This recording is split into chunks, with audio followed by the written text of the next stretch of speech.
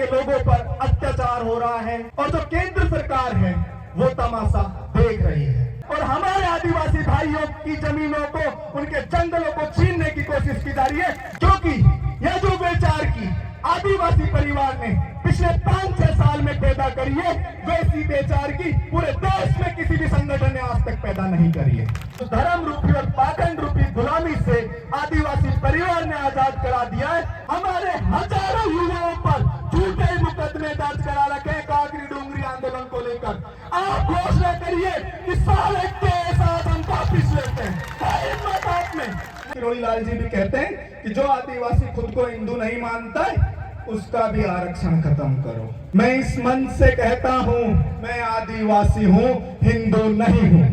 लोकतंत्र हमारी रगों रगों के अंदर भरा हुआ है कि हमें डिलिस्टिंग विलिस्टिंग नहीं चाहिए, हमें चाहिए धर्म कोलम। और हम ये कह सकेंगे कि हम आदिवासी हैं, आदिवासी थे, आदिवासी रहेंगे। इस देश का अगर कोई सच्चा मालिक है, इस देश का असली कोई स्वामी है, तो वो आदिवासी समुदाय है।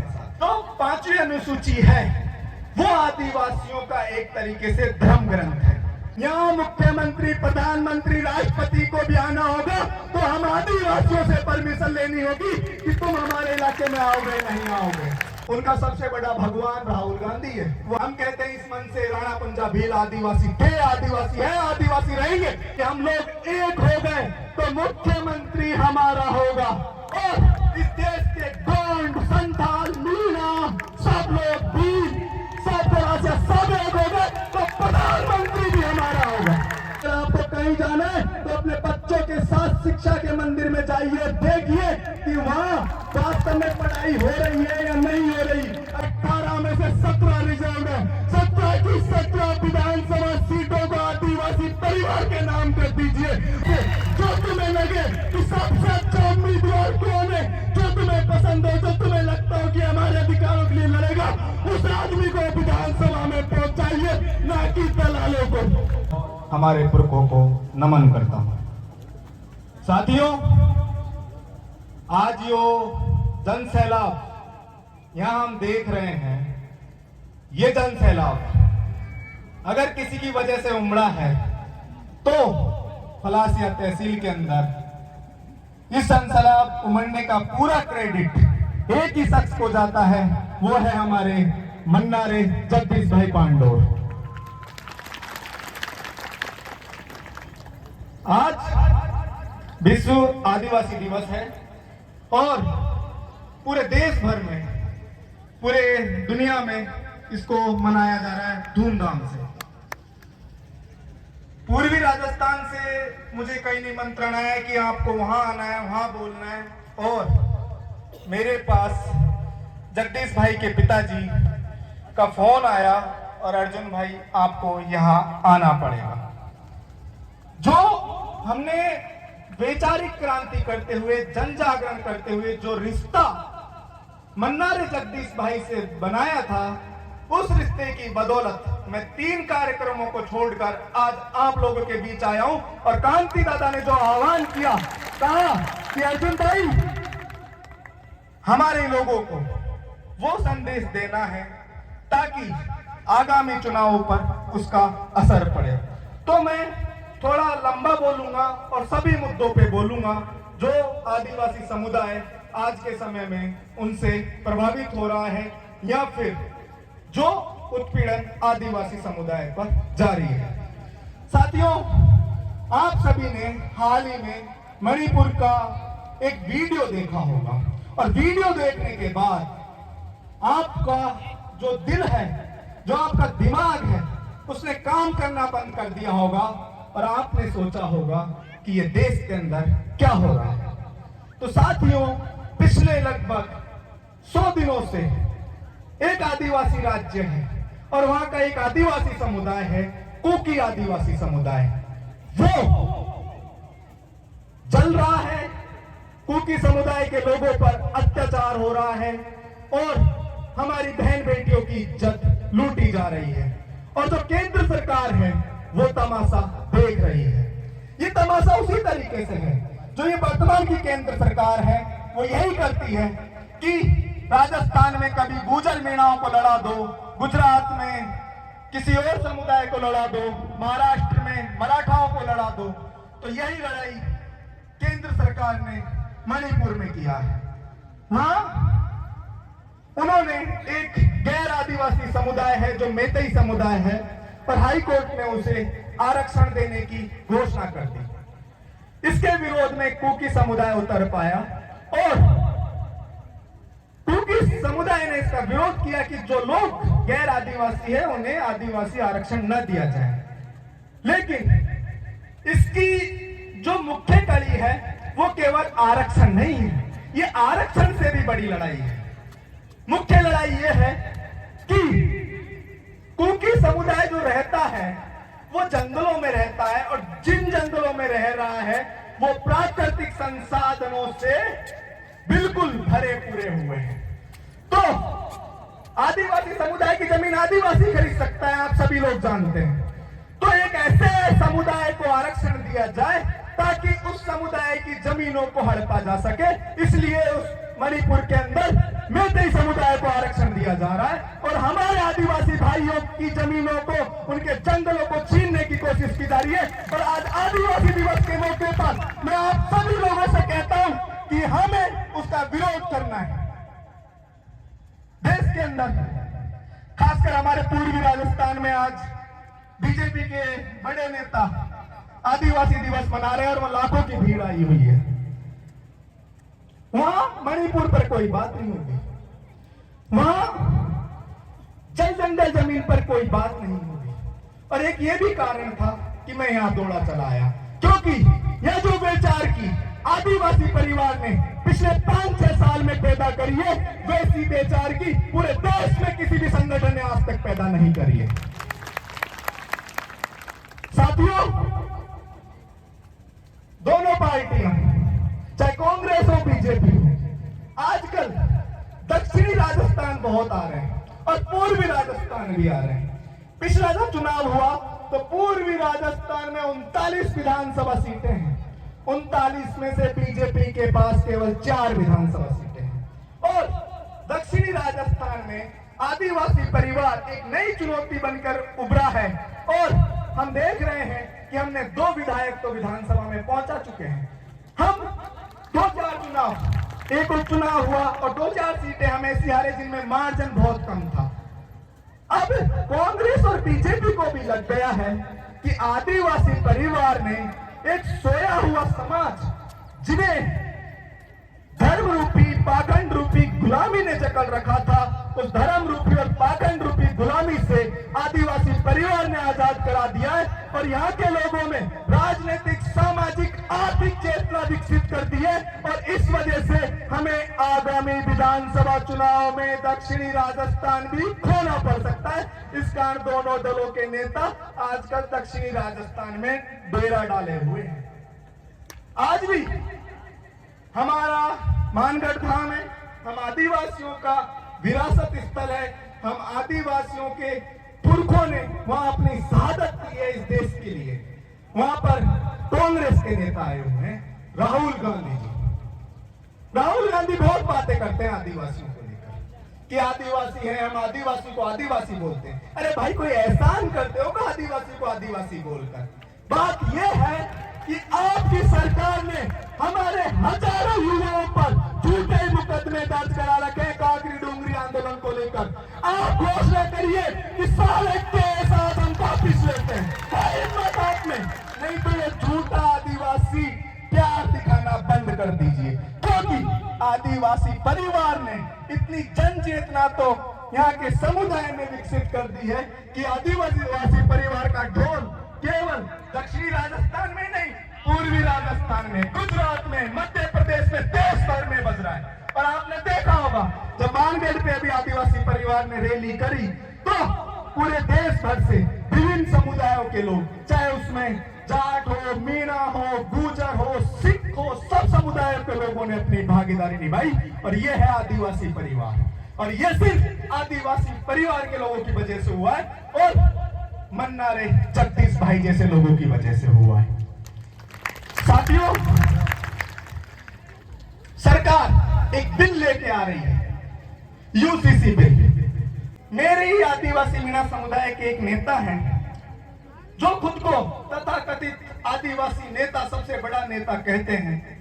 उन्होंने ये यूसीसी बिल प्राइवेट बिल के तौर पर संसद में पेश किया और इस बात पे मुझे शर्म है कि मेरा नेता, मेरे समुदाय का नेता इसका हिस्सा बना और उसकी वजह से हम आदिवासियों पे एक खतरा मंडरा रहा है।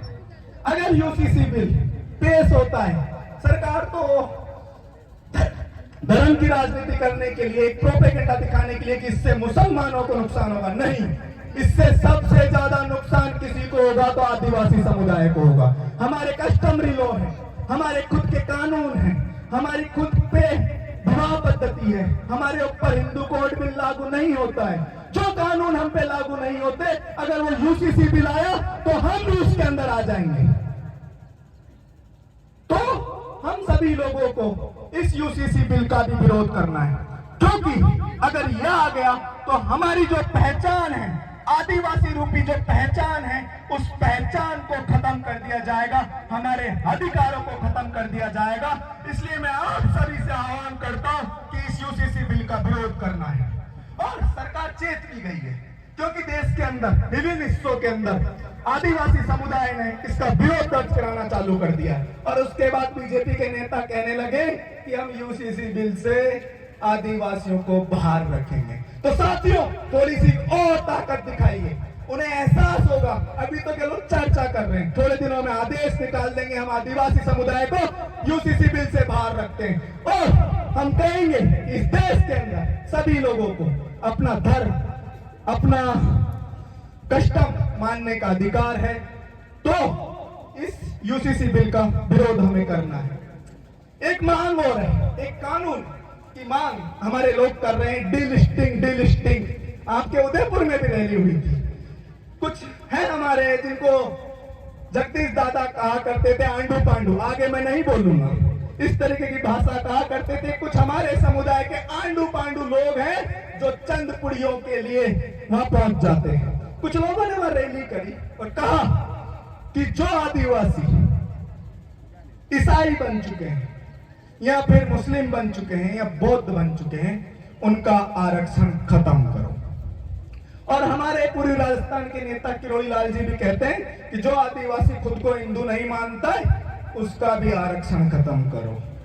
मैं इस मन से कहता हूं, मैं आदिवासी हूं, हिंदू नहीं हूं। और अगर हम पे हिंदुत्व का प्रभाव है तो यहाँ पर हिंदुत्व की एजेंसियां काम करती थी, उनकी वजह से है। अगर आपको डीलिस्टिंग करनी है तो सबसे पहले उन आदिवासियों को बाहर करो जिनकी आपकी सरकार ने, आपके नेताओं ने, आपके संस्थानों ने हिंदू बना दिया है। हमारी मांग थी, जयपाल सिंह मुंडा जो संविधान सभा के अंदर हमारे लिए बोले, उन्होंने कहा कि आप आदिवासियों को लोकतंत्र नहीं सिखा सकते। हम सिंधु घाटी सभ्यता के वंशज हैं और आप हमें लोकतंत्र नहीं सिखा सकते। लोकतंत्र हमारी रगों रगों के अंदर भरा हुआ है और मैं इस संविधान सभा के अंदर आदिवासियों के लिए सिर्फ आदिवासी शब्द की मांग करता हूं। तो साथियों, अभी जनगणना होनी है और हमें धर्म कोड के रूप में, जो हमारा धर्म कोड था, हम आजादी से पहले हमें आदिवासी माना जाता था और उसके बाद एसटी बना दिया गया। और जब जनगणना होती है तो उसमें कहीं भी हिंदू, मुस्लिम, सिख, ईसाई, बौद्ध, जैन और अदर्स का भी कॉलम नहीं है। हमें भरने का मौका ही नहीं दिया हम ये कह सके कि हम आदिवासी हैं। इस कारण साथियों, मैं आप सबसे कहता हूं कि आप सब लोग धर्म कोड की मांग करिए और जो आगामी जनगणना होने वाली है उसमें कहिए कि हमें डीलिस्टिंग विलिस्टिंग नहीं चाहिए, हमें चाहिए धर्म कोलम। और हम ये कह सकेंगे कि हम आदिवासी हैं, आदिवासी थे, आदिवासी रहेंगे। तब तुम्हें पता लगेगा कि इस देश के अंदर कितने हिंदू हैं, कितने सिख हैं, कितने मुस्लिम हैं, कितने ईसाई हैं और कितने आदिवासी हैं। और तब तुम्हें पता लगेगा कि इस देश का अगर कोई सच्चा मालिक है, इस देश का असली कोई स्वामी है, तो वो आदिवासी समुदाय है। तो साथियों, हमें हमारे नेताओं से ये भी मांग करनी है कि तुम हमारे लिए डीलिस्टिंग विलिस्टिंग छोड़ो, ये छोटी बातें हैं, और धर्म के आधार पर आरक्षण का प्रावधान संविधान में नहीं है। आप हमारे लिए अलग से धर्म कॉलम की मांग करिए। साथियों, इसके अलावा 5वीं अनुसूची पे हमारे साथी पहले काफी बोल चुके हैं। मैं संक्षिप्त में ये बात कहूंगा 5वीं अनुसूची और पेशा एक्ट को लेकर कि जो 5वीं अनुसूची है वो आदिवासियों का एक तरीके से धर्म ग्रंथ है और यह हमारे लिए संजीवनी बूटी का काम करता है। संविधान में 5वीं अनुसूची का प्रावधान है, लेकिन 5वीं अनुसूची को लागू नहीं किया गया है जमीनी स्तर पर। इसका लागू होना क्यों जरूरी है, यह सबसे महत्वपूर्ण आपको समझना होगा। अगर 5वीं अनुसूची जमीनी स्तर पर लागू हुई तो मन्नारे जगदीश भाई के भाई मनीष भाई ने अभी बताया था कि हमें परमिशन लेने की मना कर दी थी। अगर 5वीं अनुसूची लागू होती है तो हमें किसी से परमिशन लेने की जरूरत नहीं है। यहाँ मुख्यमंत्री, प्रधानमंत्री, राष्ट्रपति को भी आना होगा तो हम आदिवासियों से परमिशन लेनी होगी कि तुम हमारे इलाके में आओगे नहीं आओगे, क्योंकि 5वीं अनुसूची हमें प्रशासनिक नियंत्रण का अधिकार देती है, जल जंगल जमीन पर स्वामित्व का अधिकार देती है। लेकिन इसको लागू नहीं किया गया है, केवल राज्यों में आज भी उस पे धूल छा रही है। तो इस धूल को अगर हटाना है तो आप सभी आदिवासी समुदाय के लोगों को, ऐसे आदिवासी नेताओं को विधानसभा में पहुंचाना होगा जो आपके लिए आवाज बुलंद करें। आगामी चुनाव है 2023 में विधानसभा के, ध्यान रख लीजिए कौन लोग आपकी आवाज बनते हैं, कौन लोग आपके पुरखों को पूछते हैं, कौन लोग आपके लिए लड़ते हैं।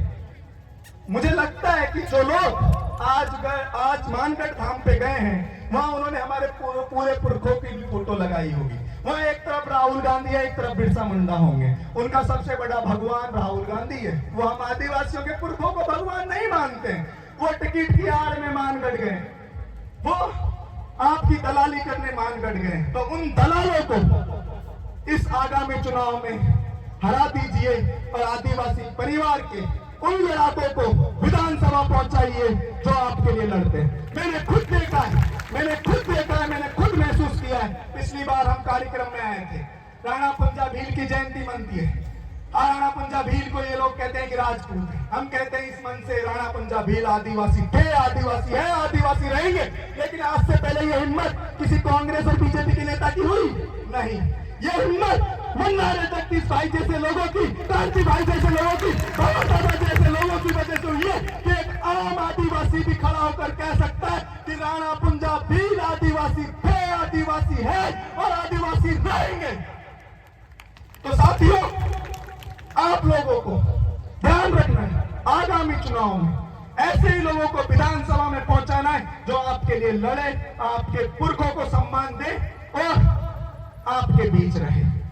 वो आप लोग तय करेंगे। आदिवासी परिवार की खुद एक सिलेक्शन प्रणाली है, जाजम प्रणाली है।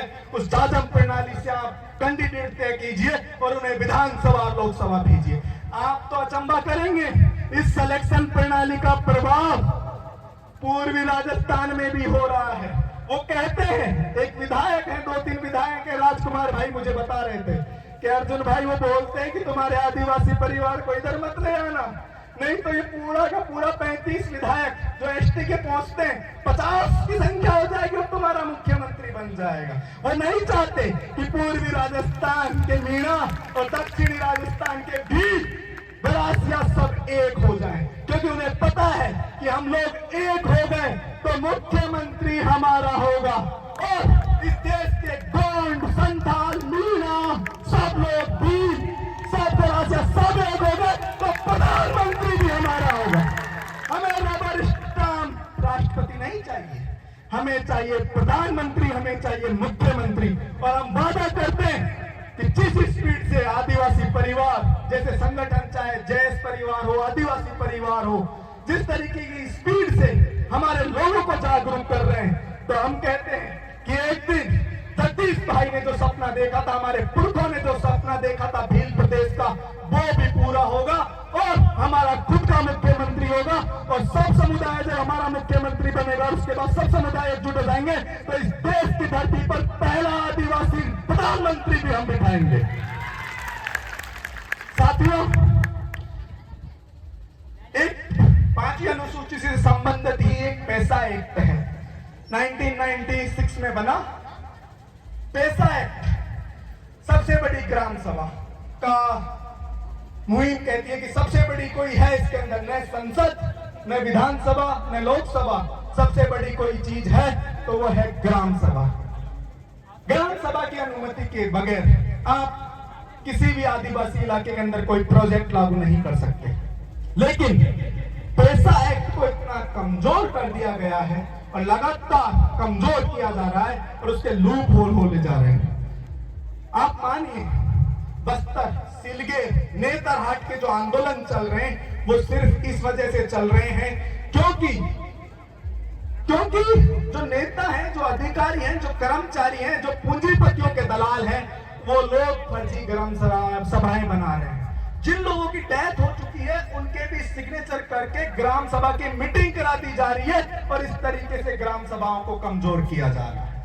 साथियों, इसलिए हमें इस लड़ाई को भी लड़ना है। पैसा एक्ट को और मजबूत बनाया जाए, ग्राम सभाओं को पूरी पावर दी जाए और 5वीं अनुसूची को धरातल पर पूर्णतः लागू किया जाए। यह हमारी इस आदिवासी मौके पर यह मांग होनी चाहिए। इसके अलावा संसद के अंदर अभी एक संशोधन विधेयक आ रहा है।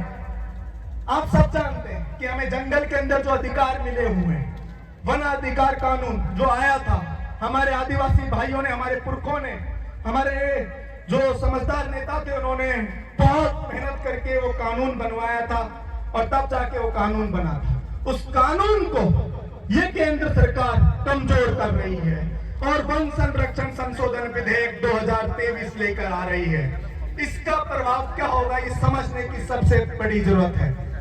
जो 5th शेड्यूल और 6th शेड्यूल की बात है, 5वीं और 6ठी अनुसूची की जो बात है, पैसा एक्ट की जो बात है, वनाधिकार कानून की जो बात है, उन्हें वो खत्म कर देगा इंटरनली, उनको खत्म कर देगा गलत तरीके से। होगा क्या, सरकार आएगी और कहेगी कि हमें सीमावर्ती जिलों की बात कर लेते हैं जिन्हें अलग अलग देशों से जो राज्यों की सीमाएं मिलती है। जैसलमेर में जाके सरकार कह देगी, गुजरात में जाके सरकार कह देगी, नॉर्थ ईस्ट में जाके सरकार कह देगी कि हमें यहाँ छावनी बनानी है, खाली करो जंगलों को तुम्हारे को, और हम आदिवासियों को जंगल खाली करने पड़ेंगे। क्योंकि ये जो विधेयक आ रहा है इससे हमारे पूरे अधिकार खत्म हो रहे हैं। तो हमें, हमारे नेताओं को, जो नेता आपने चुन के भेज रखे हैं, चाहे विधानसभा में चाहे लोकसभा में, उनसे सवाल कीजिए कि आपकी सरकार हमारे खिलाफ एक विधेयक लेके आई थी, क्या आपने विरोध किया था? अगर वो कहते हैं नहीं किया था तो उनके जूते मारो, कहो कि जब हमारी जमीन ही नहीं बचेगी तो हम क्या करेंगे भाई। असली लड़ाई तो जमीन की है, पूरी दुनिया में लड़ाई जमीन की है, पैसे की कोई लड़ाई नहीं है, पूरी दुनिया में लड़ाई जमीन की है। अगर कोई आदमी पैसे वाला बनता है तो सबसे पहले जमीन ही खरीदता है। और मैंने यहाँ बसंती लाल जी से बात करी तो वो कह रहे थे, कांति दादा भी कह रहे थे कि अर्जुन भाई वहां जाओ तो आप बोलना, क्योंकि आप लोगों ने वो दुख झेला है कि यह हाईवे बना है, हमारे आदिवासी समुदाय के लोगों की जमीन है। कितने लोगों ने यह जमीन बेच दी? सुना है हमारे आदिवासी समुदाय के लोग गैर आदिवासियों को जमीन बेच रहे हैं। क्या ये बात सच है या झूठ है? बताइए आप। बेच रहे हैं नहीं बेच रहे? बेच रहे हैं। क्यों बेच रहे हैं?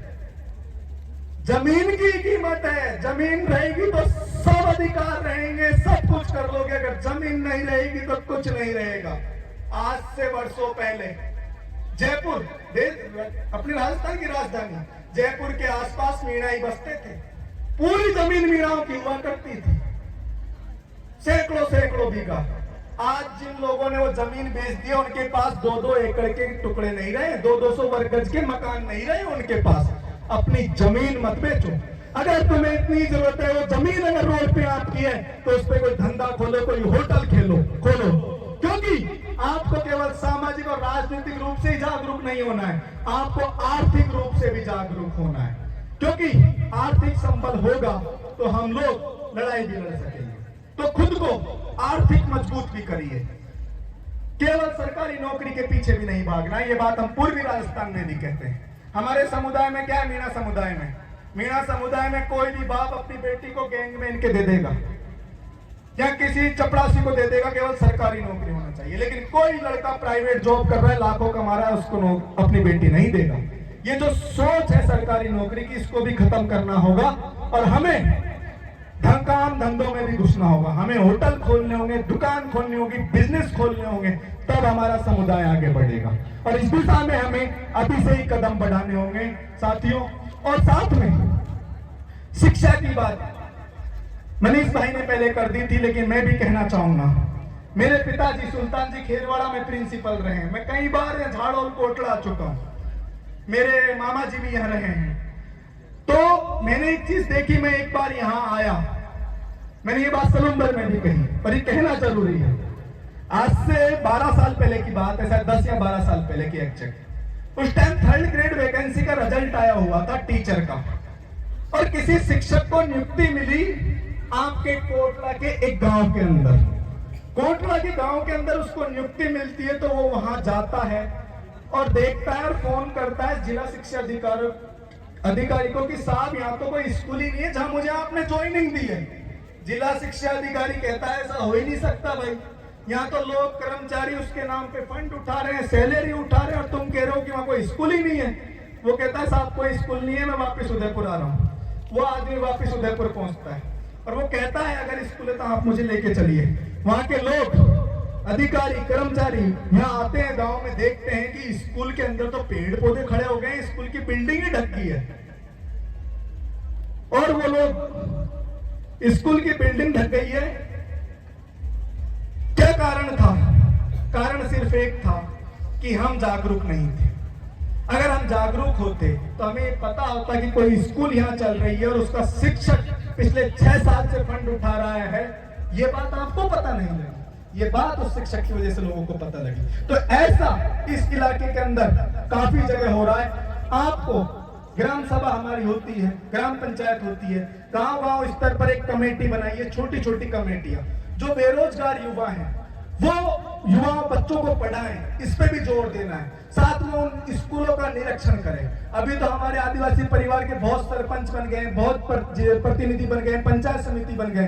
मैं उन सरपंच और पंचायत समिति सदस्यों से भी कहना चाहता हूं कि वो अपनी नैतिक जिम्मेदारी निभाएं, इन स्कूलों का टाइम पे निरीक्षण करें।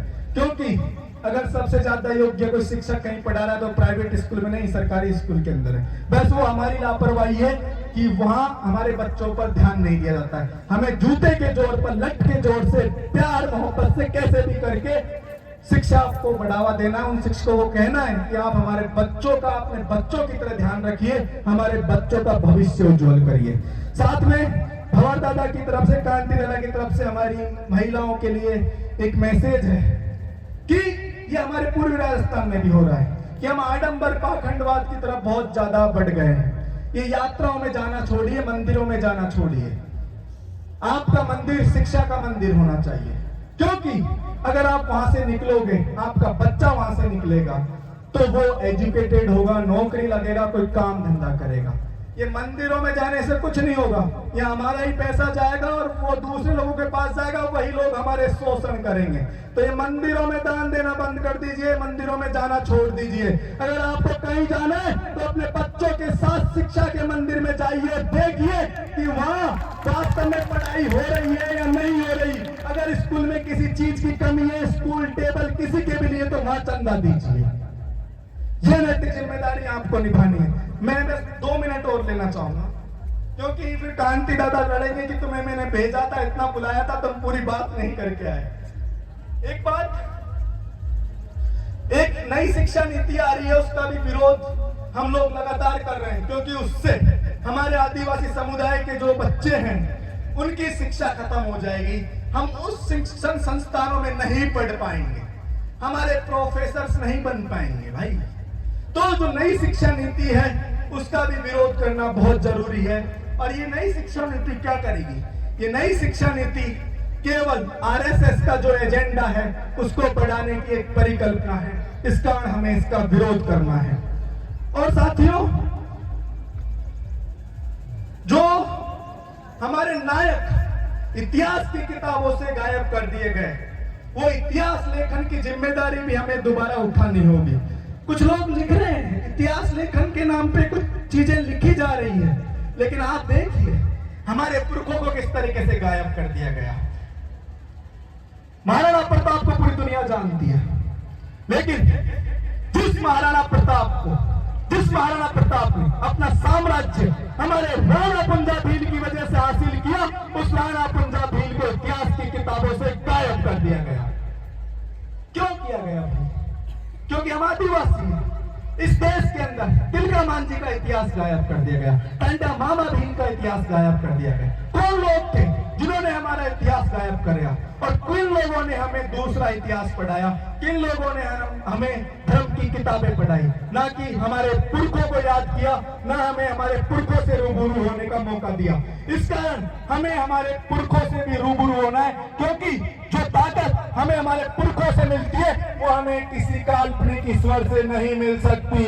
आज अगर मेरे अंदर इतना जोश है तो हमारे पुरखों की वजह से है, जगदीश भाई जैसे साथियों की वजह से है। साथियों, मैंने पहली बार जब जगदीश दादा को राणा पंजाब भील की जयंती के मौके पे सुना था, तब मैंने देखा था कि वास्तव में आदिवासी परिवार के अंदर या पूरे दक्षिणी राजस्थान के अंदर देश भर में अगर कोई 10 शेर मेरे से पूछे जाए तो मैं कहूंगा कि जगदीश भाई उनमें से एक शेर थे। अगर जगदीश भाई जिंदा होते और आज ये दिन देख रहे होते तो उन्हें गर्व होता कि उनने जो जन जागरण किया था वो सफल हो गया है। ये हजारों की भीड़, मुझे नहीं लगता जो किराए की भीड़ मानगढ़ धाम पे पहुंची होगी उससे जागरूक भीड़, ईमानदार भीड़ ये है। ये एक इंसान यहाँ मौजूद है कि आदिवासियों का सच्चा डीएनए है। इसके अंदर दलाली नहीं है, इसे पार्टियों के अंदर की मुनाफाखोरी इसे नहीं चाहिए। ये सबसे ज्यादा अंदर है। तो जो सच्चे आदिवासी हैं वो अभी यहाँ बैठे हैं, और जो दलाली कर रहे हैं वो मानगढ़ धाम बैठे या फिर वो जय श्री राम कहने वालों के साथ बैठे होंगे। तो साथियों, मैं अंत में अपनी बात खत्म करूं उससे पहले सिर्फ मैं इतना कहूंगा कि जगदीश भाई का 2-4 जो चीजें हैं वो आपको मैं गिनाना चाहता हूं। जगदीश भाई ने नॉन टीएसपी के जो शिक्षक थे उनके लिए कहा था कि इनके तबादले करो, टीएसपी एरिया के अंदर टीएसपी के शिक्षक होने चाहिए। और जगदीश भाई ने जो मांग करी वो मांग सफल हो चुकी है। ये जगदीश भाई की जीत है। जगदीश भाई ने बात करी थी कि फलासिया को तहसील बनाई जाए, फलासिया आज तहसील है। ये जगदीश भाई का संघर्ष है। साथियों, जगदीश भाई जब हम राणा पंजाब भील की जयंती के मौके पे आए थे तो जगदीश भाई ने एक बात कही थी कि हमारे आदिवासियों को यहाँ पर 2 बांध बन रहे हैं। बसंती लाल जी ने उन 2 बांधों के नाम भी बताए, बांगेल बांध और एक और बांध है। इन बांधों की वजह से हमारे आदिवासी भाई विस्थापित होंगे। इस कारण हमें इस तथाकथित विकास का जो चोचला सरकार ओढ़ती है इसका भी विरोध करना है, क्योंकि हम हमारी जंगल जमीन नहीं खोना चाहते। हमने देखा स्टैच्यू ऑफ यूनिटी बना है गुजरात के अंदर, वहां गांवों के गांव उजाड़ दिए आदिवासियों के। कोरोना के अंदर जो आदिवासी प्रोटेस्ट कर रहे थे उनको लाठियों से भुना जा रहा था इसी पड़ोस में गुजरात के अंदर, जहां स्टैच्यू ऑफ यूनिटी बना है। भाई ऐसा कौन सा स्टैच्यू ऑफ यूनिटी जिसके लिए तुम इस देश के मूल मालिकों को वहां से खदेड़ रहे हो? ऐसा स्टैच्यू ऑफ यूनिटी हमें नहीं चाहिए। हमें केवल हमारे जल जंगल जमीन चाहिए, इसके अलावा हमें कुछ नहीं चाहिए। तो साथियों, अंत में मैं अपनी वाणी को केवल ये कहते हुए विराम देना चाहता हूं कि साथियों, 2023 का चुनाव है और 2024 का लोकसभा चुनाव है। आपको ध्यान रखना है, जगदीश भाई नहीं तो जगदीश भाई जैसा कोई शेर विधानसभा में इस झाल से पहुंचना चाहिए। और ये 18 विधानसभा सीटें, 18 में से 17 रिजर्व है। 17 की 17 विधानसभा सीटों को आदिवासी परिवार के नाम कर दीजिए और अपनी शासन व्यवस्था से जो तुम्हें लगे कि सबसे अच्छा उम्मीदवार कौन है, जो तुम्हें पसंद हो, जो तुम्हें लगता हो कि हमारे अधिकारों के लिए लड़ेगा, उस आदमी को विधानसभा में पहुंचाइए, ना कि दलालों को। और लोकसभा चुनाव है, लोकसभा की 2 सीटें हैं, उन दोनों सीटों पर आदिवासी परिवार के उम्मीदवारों को भी आपको पहुंचाने। और मैं आपसे वादा करता हूं, अगर आपने 17 विधायक यहां से चुन के भेज दिए तो पूर्वी राजस्थान से हम लोकसभा चुनाव के अंदर 2 सांसद भेजेंगे, क्योंकि आपके आदिवासी परिवार का एक-एक असर, आपके वोट का एक-एक असर पूरी भी राजस्थान में होगा साथियों। तो साथियों, अगर हमें एकजुट होना है, एकजुट होना पड़ेगा साथियों। एक छोटी सी बात, जब बचपन में हम सब बच्चों ने एक कहानी पढ़ी है कि एक लकड़ी दी, एक लकड़ी को तोड़ दिया, दो लकड़ी दी, दो लकड़ियों को तोड़ दिया, तीन को दिया, तीन को तोड़ दिया एक साथ। लेकिन जैसे ही वो लकड़ियों का घर बना, उसे कोई नहीं तोड़ पाया। इसका भूल जाइए कौन मीरा है, कौन भील है, कौन उमराव है, कौन गोंड है, कौन संताल है। कहिए हम आदिवासी है, आदिवासी थे, आदिवासी रहेंगे। और एकजुट होकर दिखा दीजिए इन सत्ताधारियों को कि आदिवासी अब एकजुट हो चुका है। हमें बांटना बंद कर दीजिए। और साथियों, एक बात बस, ये लास्ट है, इसके बाद मैं कुछ नहीं बोलूंगा कि जंगल में आग लग रही थी, जंगल में आग लग रही थी और एक चिड़िया चोंच में पानी लेकर उस आग को बुझा रही थी। और उस जंगल के जितने भी जानवर थे वो उस पर हंस रहे थे कि तुम ये क्या कर रही हो, तुमसे ये आग थोड़ी बुझेगी। वो चिड़िया कहती है कि मेरे से आग नहीं बुझेगी, लेकिन जब आग बुझाने वालों का इतिहास लिखा जाएगा तो उसमें मेरा नाम लिखा जाएगा। उसी तरीके से मैं आपसे कहता हूं, अगर आदिवासियत को बचाने का इतिहास लिखा जाएगा तो आप तमाम साथियों का नाम उसमें लिखा जाएगा, क्योंकि हम आदिवासी हैं और जल जंगल जमीन हमारे लिए हृदय है और ये हमारा दिल है। अगर जल जंगल जमीन उजड़ गए तो हम भी मर जाएंगे। तो साथियों, इस जल जंगल जमीन को बचाने और जगदीश भाई को सच्ची श्रद्धांजलि आपको देनी है। तो आदिवासी परिवार के उन तमाम